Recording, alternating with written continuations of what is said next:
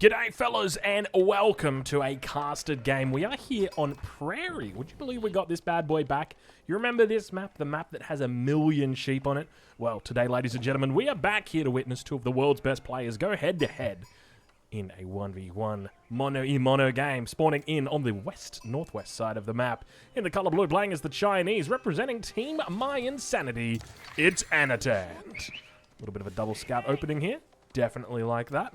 On the other side of the map, in the color red, playing as the Japanese, it's Corvinus1, who is also going to be going for a double scout opening. Ladies and gentlemen, this is Prairie. One of my favorite maps when I wasn't playing the English. Why? Because when you're playing the English, you need wood. You need lots of wood. And one thing this map does not have is a lot of safe wood. You know, you think to your dry Arabias, you've got your starting wood line, which is huge, right? Like compared to this, it's probably 4 times the amount of wood. And then you've got your secondary wood line, which is a little bit further away, but it is just as big, and so realistically, you're talking like, what, 8 times the amount of wood? Now, another thing to note, I don't know if you guys can hear it, but in the background, my wife is like showering in the ensuite. This is the last video that's going to be coming out of the Philippines, so I do apologize in advance if you can hear maybe a little bit more echo, because as an example, like I had all these clothes hanging next to my PC. I was using it as like sound dampening for the recordings, and they're all in suitcases at the moment, because, yeah, we're leaving in a couple days, so... Excited to be heading back to Australia. Looking forward to it. Looking forward to getting back into the routine of things. Not looking forward to getting sick, though. You know, one thing I will say is that... So we've been in the Philippines now for like 7 weeks visiting my wife's family, because that's where she's originally from. And my little boys have not been sick once. It's been amazing. And they've been out and about. They've been like, you know, hustling and bustling with the other kiddies that are around here. And...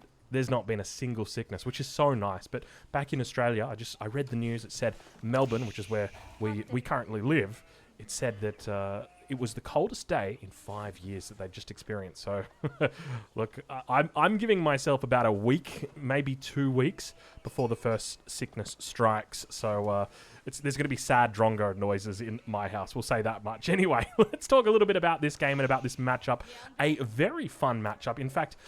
I love this matchup, but from the Japanese perspective. To me, it is so damn hard to play this game as the Chinese. For the Japanese, it's simple, right? I put my Kura storehouse down. I was going to say, this is probably not the best spot, like maybe right here. You could also go up against the stone outcropping and utilize it that way, but he's going to go and just put it... Okay, yep, he's having thoughts about it. There we go. That's the correct spot. He's cancelled that one. Somebody tell this man to make his mind up, because I tell you what, I am done telling these players what to do, because they always seem to know better than me. But it looks like Corvinus decides in the end he'll keep it immediately adjacent to the town center. Offsets perfectly for the farm space, but does have a little bit of a blockade over towards this top side. You can see he does have perfect adjacency, though. Actually, I do say there's not perfect adjacency there. It's a little bit of... he gets a 0.5 adjacency bonus for that, for all you Civ enjoyers out there. Civ 6 specifically. Obviously, Civ 5 didn't have the... excuse me, probably just had a big bump. That was me like, moving my knee. Civ 5 didn't have the adjacency bonuses. Except for your farms. I'm pretty sure you had adjacency bonuses for your farms. But obviously, no districts in Civ 5. Speaking of Civ 7, I'm so excited. Man, I'm so pumped. I can't wait for it. But let's get into it, because the age ups now just come through for Anatan.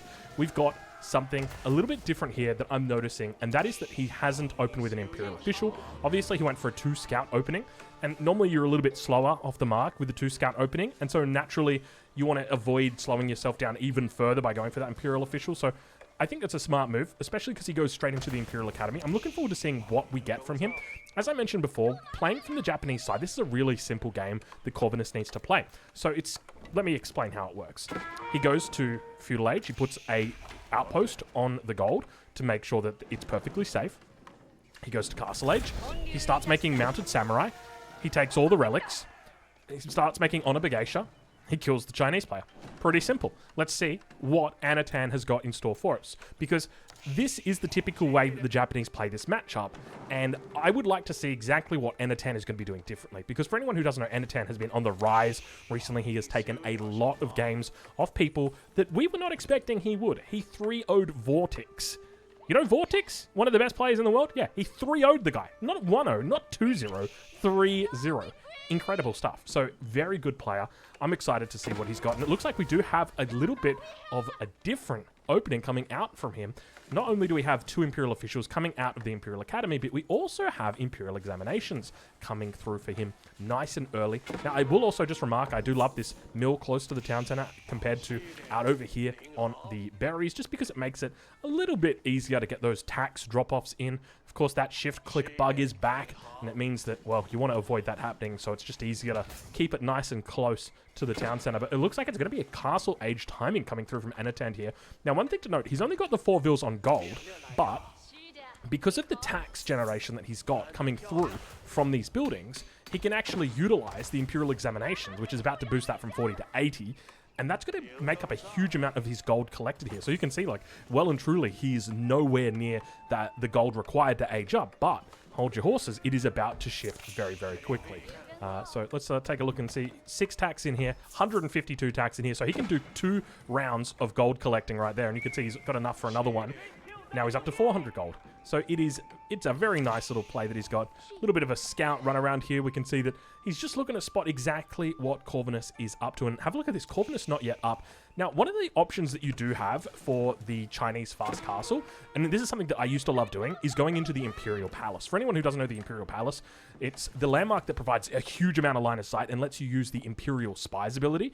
It's very uncommon, so it's unlikely that we see it. But if there is ever a game that you would see it, it would be this one, because it's Chinese 1 TC. Normally, Chinese players, they're going to go into Song Dynasty, they're going to go into a second TC, and so naturally they want to make a little bit more siege, and so the Astronomical Clock Tower makes sense for them to go into, because they've got more vills, therefore more resources, therefore they can afford to do it. But it is going to be an Imperial Palace play that he goes for. Beautiful spot that he's got here as well, towards the front of the base. You'll be keen to note the line of sight that comes out from this. On the other side of the map, though, Corvinus 1's still not yet aged up, and one thing to note is villagers, or rather the scouts, are yet to actually move onto the enemy side of the map. So he doesn't actually know what Anatan is up to, and I think that's largely just because of the mindset of the Japanese in this matchup. It is very much just about, I'm doing what I'm going to do, and let's see if you can even counter it. So I'm curious to see. I'm hoping that he will just go in the Mounted Samurai, because that's the thing with Mounted Samurai. Mounted Samurai will counter everything that the Chinese can do, and we can already see on the UI, Anatan's going to be going into Lancers. So I would say, as the Japanese, you might see those Lancers, and you might be tempted to go into Floating Gate. Now going to be coming down, 735. A little bit late on this age up. I'm wondering why it's so late. Did he opt to go into Eco upgrades? Doesn't look like it. There's no Eco upgrades in here. TC hasn't been upgraded. I'm wondering where he spent all of his... I wonder why it took so long. Second outpost? Surely not going to delay you a minute from clicking up. Yeah, so one of the big things that you might be thinking is when you see the Lancers coming out, you're thinking, okay, I'm just going to go into Onimusha, which is the mounted crossbow. But that, to me, feels like a trap, because it's so easy just to switch into Horsemen as the Chinese. So we do see that he spots out the Lancers now coming through.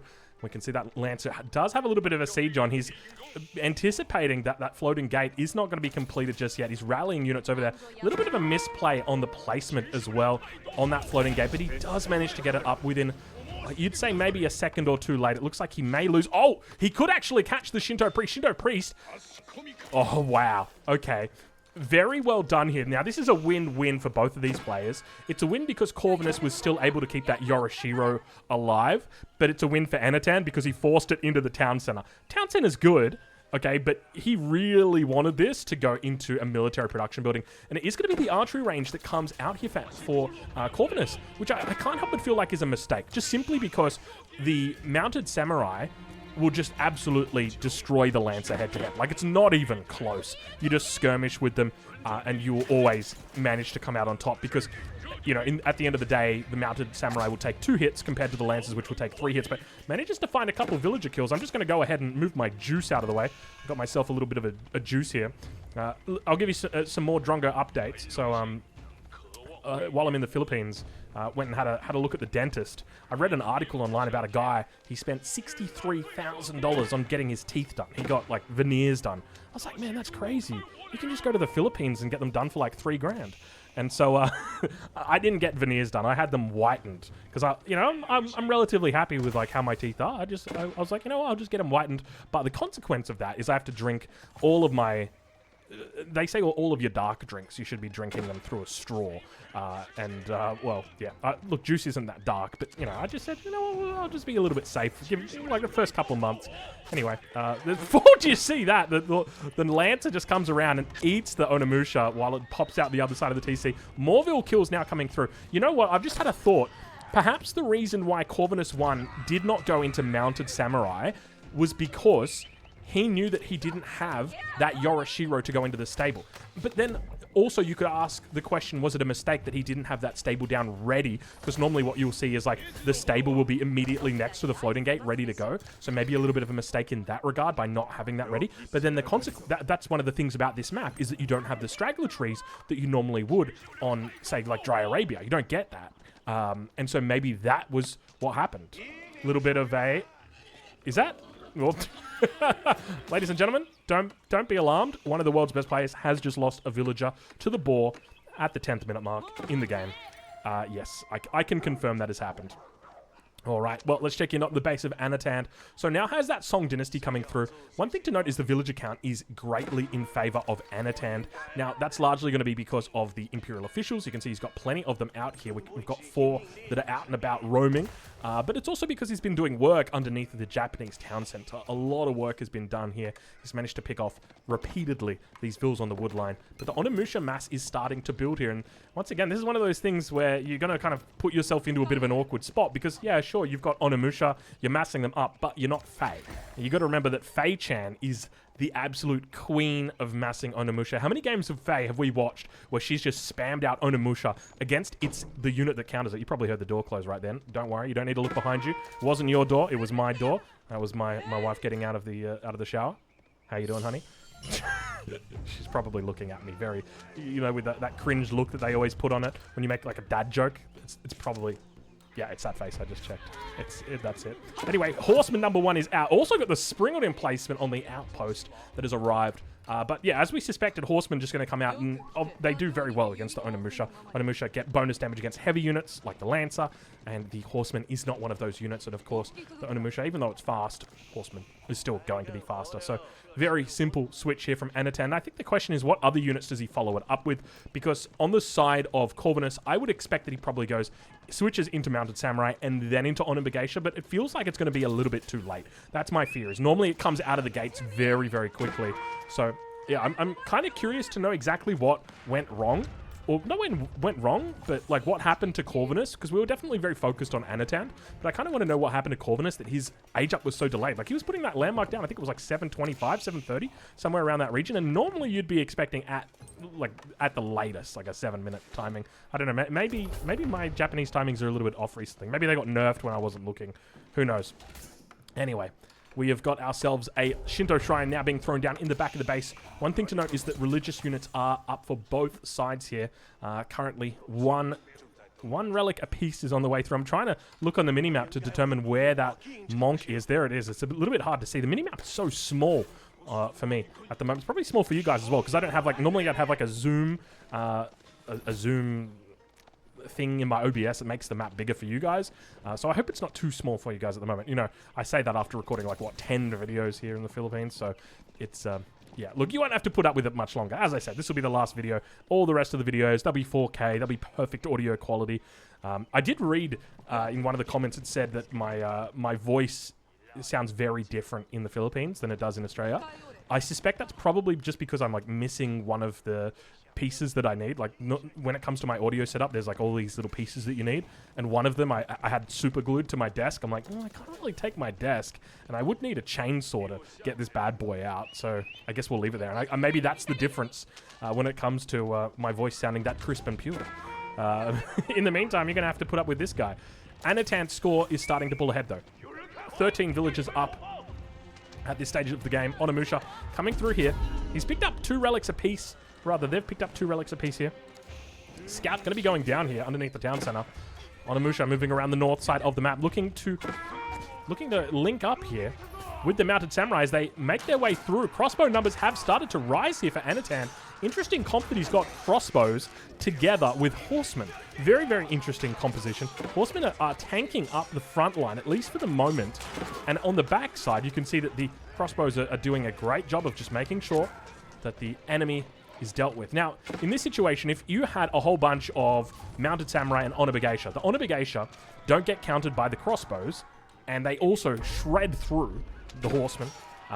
And, well, yeah, they would absolutely walk over it. And we can see now the Onna Bugeisha are coming through. He's got one of them that has been made. He's also thrown the Yorishiro inside the rack, so there's going to be a lot of them coming out quickly. And there's 3 of them, 3 Raxes, which is exactly what he needs. But my fear is that this is coming late. Normally, this transition happens around like the 12-minute mark.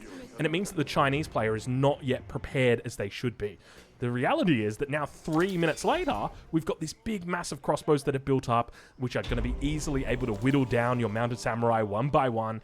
It also means that Anatan's going to be able to build up a decent mass of palace guards or spearmen if he wants to go for it. But it looks like it will be palace guards here. So this is definitely going to be feeling like it's a good fight for Anatan.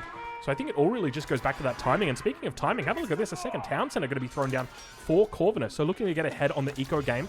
Now, normally my general rule is that if I'm throwing down a second town center, I don't want to take any fights for at least like the next 7 to 10 minutes. I want to try and stay defensive as much as I possibly can because I'm going to be investing in this second town center, in this economy. So right now at this stage, Corvinus doesn't want this fight to go ahead, but it looks like he's not going to have much of a choice. Onna Bugeisha moving through to the back line. Crossbow's getting some decent kiting off. Numbers here aren't the best for Corvinus, but he's going to manage to make a connection, manages to get those Onna Bugeisha up on the front, but you can see them getting stuck here on these palace guards as they make their way through. More and more units continue to come out. It's going to be some lancers together with more palace guards, and you can see that the crossbow number continues to remain relatively strong in this fight, and now down to 9 military units. He manages to get the town center up, but it's one of those things where he committed to this town center, and the consequence of that was that he lost a significant portion of his army. He didn't have to lose this. He didn't have to take that fight, but if he did not take that fight, then he does lose the town center. He does lose the villages that are on it. So, in actual fact, he did need to... Oh, God. Sorry, I probably just blew your ears out. He did indeed need to take that fight. You can see that we've just had a delete of the archery range back here. This is to clean out the Yorishiro that was accidentally pushed into the town center because he should have 1 extra Yorishiro. So, he can throw it in the siege workshop. I just noticed that I have like a little whistle when I said the siege workshop. That is one of the side effects of having your teeth cleaned. I went in for like a full clean. Is like they create new pockets in your teeth that you just didn't know were there. I think they don't really create new pockets. They just clean them. There used to be gunk that was stopping the air from coming through when I was saying my S's. Now there's no gunk there to stop it. So you guys are just getting pure, unfiltered, unadulterated drongo. But Vils are on the run. Mounted samurai, nowhere to be seen here. It's the lancers and palace guards just chasing them down. And keep in mind, the villager count is not in favor of Corvinus, and it's only going to continue to grow in favor of Anatan at this stage. So that second town center, not going to be able to find any success off that investment. The return on investment was absolutely terrible. If anything, it was a net negative, that is for sure, because he lost the TC very quickly. I don't even think he got a single villager out. Maybe he managed to get 1 out and then ran it to the base, but he lost all the vills in the TC, which was 7 vills. So now down 20 villagers in this game. Anatan behind this, still just the 1 town center. And I've got to acknowledge this right now. I think this is totally the way to play China at the moment. China 1 TC feels really good, just simply because you can get out of the gates, you can remain strong, you're not vulnerable like you are when you go for 2 TC, and going into this fast castle especially, it looks really good. So I know when I head back to Australia, I'm definitely going to be jumping on the ranked ladder. I'm definitely going to be playing the Chinese, and I think I'm definitely just going to be doing 1 TC fast castles, but now that I say it out loud, I just don't want you guys to know that. See, now I've just outed myself. Okay, if anybody runs into me on the ladder, I'm actually going to be doing 7 town center Song dynasties. Okay, so just rush me. Just get lots of units, rush me. I'm going to be very vulnerable to that. Got him. That one was easy. Sacred sites now under pressure. We can see that the first one towards that north side is actively attempting to be neutralized. A little bit of a Monk v Monk battle. Unfortunately, the Lancer comes out. It's going to quickly clean that one up. 69 villagers against 49 villagers at the top of your screen. Anatan definitely comes into this as a red-hot favorite at this point. If I had to give a win percentage chance, I would say that you probably have Anatan sitting at about 82% at the moment. But one thing to note is that Corvinus has got mangoes. And not just any special amount of mangoes. We've got 2 mangoes, which is like the perfect amount of mangoes when you're dealing with crossbows. Any more than that, and you're talking about, you're going to get into siege warfare. Any less than that, you're not going to be one-shotting out. Oh, this is a big mistake. Huge mistake right here from Corvinus. What was the mistake? Class? Anybody know? Can anybody tell me? All right. No? Okay. He exposed the mangonels. He showed his opponent that, hey, I have mangonels. So you know what happens on the other side of the map? Anatan says, I'm just going to put down a siege workshop, and I'm just going to start making siege. Oh, look at that. And there it is. The Springald. Immediately in queue. Within seconds, the Springald was in queue. In fact, the Springald was so quickly in queue, I fear that perhaps it wasn't even a reaction to seeing the mangoes. Perhaps it was just a natural thing that he did. Oh, gosh. That was very quick. That was almost too quick, some would say. All right, now pushing up those Onna Bugeisha numbers. How are we doing on him? He's up to 43 Onna Bugeisha. I do feel like adding in Mounted Samurai would be a very smart move, though. Mounted Samurai are great just because they do soak up quite a bit of damage, especially because you've got the mangonels to complement. So if you think about it right now, okay, mangonels counter crossbows, crossbows counter Mounted Samurai. So if you can get Mounted Samurai out, there's going to be no crossbows on the field because they're all dead from the mangoes. There you go. They're going to be successful. They're going to do great. So that's the mindset I try and use when we're playing from this Japanese position. But it is difficult for Corvinus just because not only is he down 32 villagers at this stage of the game, but he is also down. One of the other things to note, like, he also went into the Yorishiro on the TC, which means his vills are being made faster. So he should be able to keep up with Song Dynasty. I don't know how Anatan is so far ahead. Like, obviously he's killed 19 vills, but even if we add those two up, let's say you've got like, okay, add the 19 vills here. So you're talking 70 vills. Add the 3 here. 89 versus 70. Like, he wasn't on Song Dynasty that early, Anatan, in the game. Never mind, there's a second TC, Drongo. In fact, you saw this second TC when you checked the Siege Workshop. You were such a Drongo sometimes. You're such a silly Billy, mate. Anyway, that explains that explains the Bill lead. Don't worry, we worked it out. We had to do a little bit of snooping. We had to do a little bit of, you know, trying to see exactly where these two were at. But we got there in the end. All right, I'm loving this from Anatan. You know what I'm not loving, though? Having this on income per minute at only 22 minutes in the game. I'm sorry. I know you guys are out there. There's autistic people like me. You know, I had to arrange my toys in the order from like smallest to biggest and put them all in a row before I went to sleep. You guys, like, you had to make sure that the income per minute was showing at least 10 minutes into the game. You know, we're the same, but we're different, right? Like, I get where you're coming from. I understand. I'm sorry. I'll make sure I fix it up next game. Blame it on the Philippines, all right? That's what I'm going to say. Springald number starting to build, though. Have a look at this. 4 Springalds now coming up for Anatan. Also going to be moving into Nest of Bees. Now, one thing to note, though, is these Springalds are not astronomical clock tower Springalds. He's yet to reach the Yuan dynasty. It means that he's still only got that single castle age landmark. The Imperial Palace doesn't have the astronomical clock tower quite just yet. He could go into it, but it's expensive. And you have to really, you know, you got to throw up the numbers. Is it worth it? It's worth it. As I said, it's worth it if you know, if you're not doing anything else. But if you got to do other things like make units, in this case he definitely does need to. But ladies and gentlemen, it is time. The Springalds v Springalds on the bottom side, outnumbered 4-2. Mangonels about to get their shots off over the top. Big shots onto the Palace Guards. Not a huge amount of death, and beautiful choke point right now. This definitely favors Corvinus, because remember that these the way that the Onna Bugeisha work is, look at the backline. Look at the backline. The way they're able to attack into this. They're able to do 2 deep, 3 deep in some cases. Huge attack range on these melee units. Mango's going to continue moving up somehow. There is nothing to deal with it, and decent fight here from Corvinus, despite being down against his opponent. Now we start to see the Nest of Bees looking to return favor. Palace Guard's able to make a connection with the Mangonels, but it looks like they will get cleaned up. So I think overall, this was a decent fight here from Corvinus. What I would have loved to have seen was just a couple of Mounted Samurai. A couple Mounted Samurai in the mix here would have made it so much more difficult for Anatan in this fight, just simply because it would have meant that all of his units were attacking, focusing them down rather than being able to attack the powerhouses that are the Bugeisha. And a little bit of a mistake here right now from Corvinus, not getting out when he was ahead. He's now going to be eaten alive. You can see that he's not able to make a connection with the back line. A little bit of dodging coming through from Anatan, but both of the Mangoes will go down, and with that, Corvinus going to be losing out a lot of his mass, rallying more and more units into here. But this is definitely a victory right now for Anatan with that last fight. He is putting himself in a really good position. Huge economy behind this, and keep in mind that it looks like there might have been a little bit of a raid that was going through. 3 villagers did go down in that fight somewhere. Looks like Corvinus actually picked up a couple of kills in that one as well, but second keep now going to be thrown down on that central sacred site. All 3 sacred sites are taken, by the way. The first one to the north of the map has been walled in. Second one to the south side of the map, not walled in, but definitely, you know, you can see that there's some infrastructure around this bad boy. And third one, not walled in, but does also have some infrastructure on the way. So this is 100% a threat right now to Corvinus 1, where he needs to contest this. Now, I would recommend exactly what he's doing on a Bugeisha to the north of the map. Simply go and do that. And that's with Omnivision that I would recommend that. So I would think he's doing the right thing right now. We can see what's the angle that he's running. Yeah, so you can see he's got a couple of shift clicks moving up here as well. Now coming up. I don't know how much information he's got, but he probably knows at the very least that there is a wall in that area. All right, the numbers are going to start building here once again. You know, one of the other things that he could potentially look to do is move into samurais. Oh, okay. Looks like the walls have done him dirty. Yeah, the walls have done him dirty. Look at that.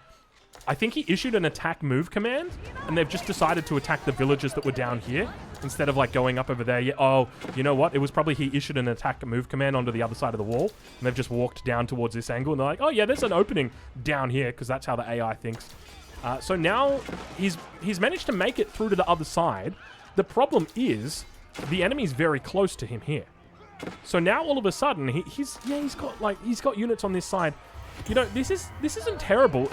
I think the most important thing Corvinus can do right now is keep these alive. He needs to keep these units alive and keep them running around the back of the enemy base. If he can do that, I think he's still in a decent spot. He still needs to work on the decap, though. That's the other thing to note. And with this keep coming online, it's going to be really hard to do that. So he could also think about the front, but then you have to go into trebuchets or rams, and that's a lot of resources that your enemy doesn't really have to do anything to counter them.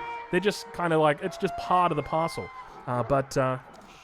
Anyway, at this stage of the game, though, you definitely still have to give that win percentage chance over to Anatan. His population advantage is quite significant, not to mention the fact, largely, it is that eco advantage. So it's just going to continue to grow throughout the game. Granary transition now coming through. Onna Bugeisha going to decide, you know what, we're going to try and take this fight. How are the upgrades doing? It doesn't look like there's any melee attack. He spotted off a couple of vills here. Going to try and take this fight. I think he could probably take this fight with the Palace Guards. Just comparing the stats. No, to be fair, I don't actually know how they stack up. 0.9 attack speed, Palace Guards 1.4. Probably not, because there'd be reinforcements on the way, and you'd be left with like maybe one Onna Bugeisha. But you know what? When you find a keep like this, you're going to be left with less than one Onna Bugeisha. That is for sure.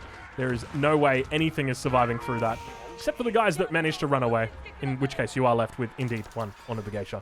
But they'll be chased. They'll be secured. They'll be sorted out. So triple sacred site. This one down to the south side is technically not walled in, so it would be easy to get on top of. Outpost doesn't have any emplacement in it either, but the keep does have line of sight, or at least coverage over most of that site. But there is a sweet spot where you could get it.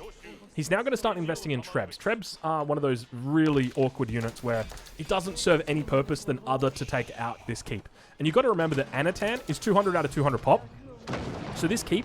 This is free real estate for him. This is free population that he's essentially got right now over the top of his 200 over 200. And not only that, we also have the age up, which is about to come through.